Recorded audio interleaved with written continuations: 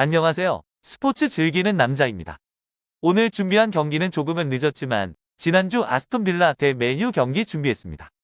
양팀 모두 4-2-3-1 전술을 들고 나왔는데 세부 전술 살펴보면서 리뷰 시작해보겠습니다. 렛츠 기릿. 맨유는 브루노가 못 나오면서 에릭센의 역할이 더욱 중요해졌습니다. 에릭센과 반더비크가 압박이 취약한 호날두를 커버하기 위해 함께 전진 압박을 들어갔습니다.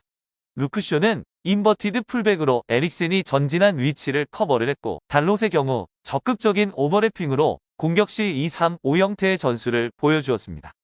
왼쪽 윙포 가르나초는 터치라인 쪽으로 넓게 벌려주고, 레시포드는 달롯의 오버래핑으로 인한 중앙 침투를 하였습니다. 개인적으로 레시포드의 오른쪽 윙포는 정말 안 어울리는 옷이라고 생각하는데, 안토니와 산초 모두 못 나오는 상황이기에 어쩔 수 없는 선택이라고 생각합니다. 아스톤 빌라의 경우 공격과 수비 시 부엔디아가 전진하여 4-4-2 형태를 구축하고, 빌드업 시 루이지가 센터백 사이로 위치에 볼 운반을 원활하게 하는 역할을 하였습니다. 양쪽 윙포워드인 베일리와 램지는 빠른 스피드로 맨유 수비진을 휘저었습니다. 체크 포인트입니다. 유로파의 제왕 에메리가 EPL 복귀를 하였습니다.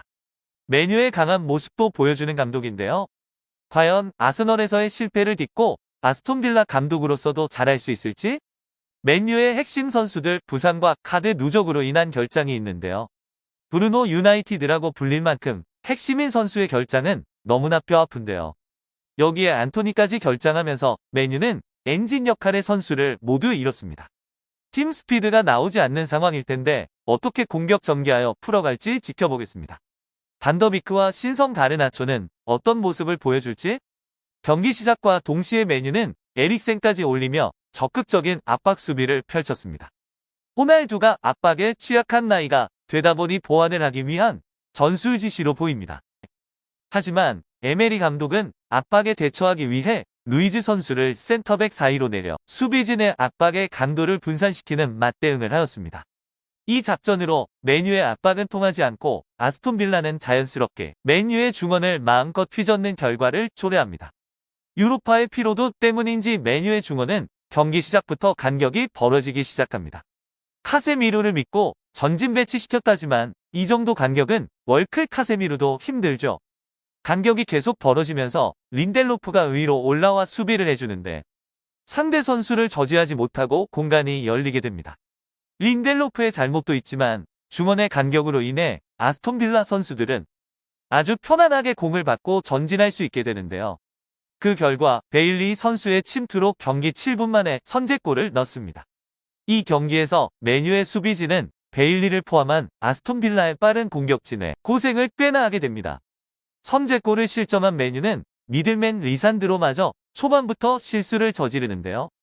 전반 11분 리산드로의 실수를 만회하려는 루크쇼의 깊은 태클로 프리킥을 내주게 되고, 부상에서 복귀한 디뉴가 멋진 프리킥으로 추가골을 넣습니다. 점수차가 크게 멀어지자 맨유는 마음만 급해지고 수비와 공격 간의 공간은 점점 벌어지고 있습니다. 중원, 측면 모두 아스톤 빌라가 휘저으면 카세미로가 순간 나타나 엄청난 태클을 수차례 보여주기 시작합니다. 카세미로의 태클은 봐도 정말 대단하다는 말밖에 나오지 않습니다. 정말 좋은 영입이라고 개인적으로 생각합니다. 하지만 공격에서 맨유는 계속해서 답답한 모습을 보여줬는데요. 중원을 통해 공간 침투가 되지 않으니 호날두 머리에 크로스 올리기만 반복할 뿐이었습니다. 호날두가 점프력도 좋고 헤딩을 정말 잘하는 선수지만 저런 크로스로는 아스톤 빌라의 밍스를 뚫을 수가 없습니다. 계속해서 보이는 패스를 차단하는 밍스. 맨유의 체력 문제와 좋지 않은 경기력으로 아스톤 빌라의 간단한 2대1 패스에 뚫리는 맨유. 2대1 패스에 뚫리는 맨유. 심각한 경기력을 보여준 맨유입니다. 공격을 전개해보는 맨유. 가르나초가 넓게 벌려 드리블을 시도하는데 간단하게 막히는데요. 가르나초의 좋지 않은 드리블도 있었지만 줄 공간 자체가 없었습니다. 아스톤 빌라의 수비 성공으로 역습 찬스를 맞이할 뻔했지만 또 카세미르의 정확하고 깊은 태클입니다. 정말 대단합니다. 계속해서 맨유는 크로스에만 의존하고 있는데요. 결국에는 내려와서 빌드업에 관여할 수밖에 없는 에릭센. 내려오니 볼이 돌아가긴 하지만 롱패스가 계속 끊기는 모습을 보이면서 좋지 않은 컨디션을 보여주는데요. 에릭센이 막히면 메뉴는 정말 힘들어지죠. 이번에도 결국 호날두를 보며 크로스를 올리는 달로 제대로 걷어내지 못한 공을 따내는 루크쇼. 굴절되며 행운의 골을 넣었습니다. 44분 추격골을 넣는 맨유. 그대로 전반 마무리가 됩니다. 전반을 살펴보면 맨유는 아스톤 빌라의 빠른 공격진에 계속 휘둘렸습니다. 린델로프는 와킨스와 베일리를 제어하지 못하며 계속 끌려다녔고 공격에서는 브루노와 안토니가 없으니 스피드 없는 건조한 공격으로 번번이 막혔습니다. 레시포드는 오른쪽 윙포워드로 나와서 잘한 걸 본 적이 없습니다. 차라리 왼쪽으로 나오고 엘랑가 선발은 어땠을지 생각해봅니다. 아스톤 빌라 부임 후 첫 경기를 치루 네메리 감독 역시 능력 있는 감독이라는 걸 보여주는 경기력이었습니다. 베일리는 오른쪽보단 왼쪽으로 나올 때 파괴력이 더 있는 선수라는 걸 보여준 좋은 경기력이었습니다. 후반전 리뷰 시작하겠습니다. 선수들에게 지시 내리는 테나의 심각한 경기력을 보여주는 선수들에게 꽤나 화나 있는 모습입니다. 화날 만한 경기력이었죠. 후반 시작과 함께 가르나초의 좋은 침투하지만 여전히 줄 곳 없는 공격진의 움직으로 단번에 뺏깁니다. 가르나초의 드리블 실패로 루즈볼을 얻은 맨유. 근데 레시포드 뭐하는 거죠? 열심히는 뛰고 있는 건지 소극적인 플레이로 다시 볼을 빼앗기는 맨유. 걷어내는 아스톤 빌라. 와킨스와 경합하는 린델로프. 이번에도 린델로프는 경합에서 이기지 못합니다. 다행히 볼은 리산드로에게 가는데요.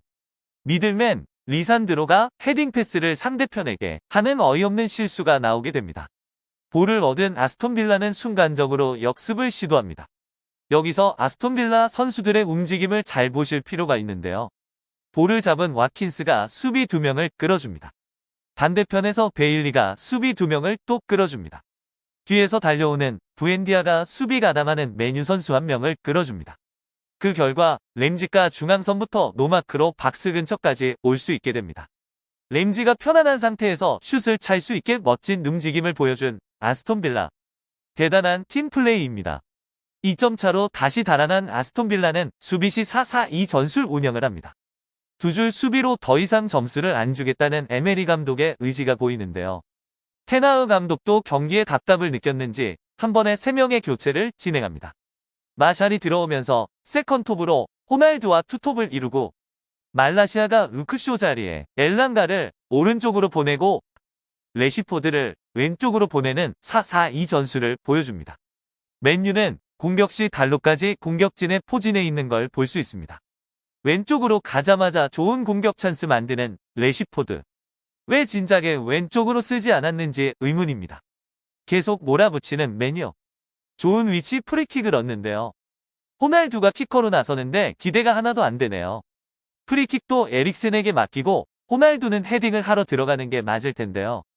호날두는 이제 프리킥 욕심을 버려야 됩니다. 아스톤 빌라가 수비를 위해 라인을 내리면서 리산드로가 압박에서 자유로워지자 패스가 쭉쭉 나가기 시작합니다. 빌드업을 해주는 에릭센에게 맨투맨 붙자 빠르게 카세미로에게 연결. 카세미로는 바로 공간을 향해 달롯에게 찔러주는 패스. 좋은 공격 작업을 만들어내는 맨유입니다. 하지만 노넬 유효 슈팅이 굉장히 적습니다. 정말 문제인데요. 아스톤 빌라가 역습을 할 때마다 와킨스를 제어하지 못하고 끌려다니는 린델로프. 반환이 없으면 린델로프, 맥과이어 둘 중 한 명만 나와도 수비가 너무 불안정한 맨유입니다. 고민이 많을 것 같은 테나흐 감독. 말라시아가 들어가면서 맨유의 왼쪽 수비는 완벽하게 잠궈진 자물쇠 같습니다. 말라시아는 리그에 적응만 하면 에브라 같은 풀백이 될 거라 확신합니다. 후반 막바지 지치지도 않는 카세미로의 슈퍼태클. 커트만 몇 번째인지 보는 맛이 쏠쏠합니다. 이후 별다른 내용 없이 경기는 마무리되었습니다. 경기 스탯을 보면 점유율은 맨유가 좀 더 높았지만 슈팅 시도 자체가 정말 형편없는 기록을 보여주는 맨유. 수비 문제도 있지만 공격진의 문제 역시 심각합니다. 테나흐 감독의 머리가 많이 아플 것 같습니다. 반면 성공적인 첫 경기를 마친 에메리 감독. 앞으로 아스톤 빌라의 질주가 시작될지 궁금하네요. 결론입니다. 브루노가 빠지니 공격, 침투, 압박 제대로 되는 게 하나도 없는 맨유. 안토니 역시 안 나오니 측면에서 1대1 드리블로 돌파해줄 선수가 없습니다. 이러면 맨유의 고질적인 느린 경기력이 나오게 됩니다. 레시포드의 오른쪽 윙포 배치는 절대 안 됩니다. 오른쪽으로 나와 좋은 경기를 보여준 걸 본 적이 없습니다. 에메리 감독은 여전히 맨유의 좋은 모습을 보여주었습니다. 아스톤 빌라의 반등은 이제 시작인 걸까요? 이상으로 스포츠 즐기는 남자는 여기서 물러가겠습니다. 혼자 보는 것보다 함께 즐기고 나누고 싶은 스포츠 즐기는 남자였습니다. 이번 주 리그 경기 리뷰 영상으로 찾아뵙겠습니다. 감사합니다.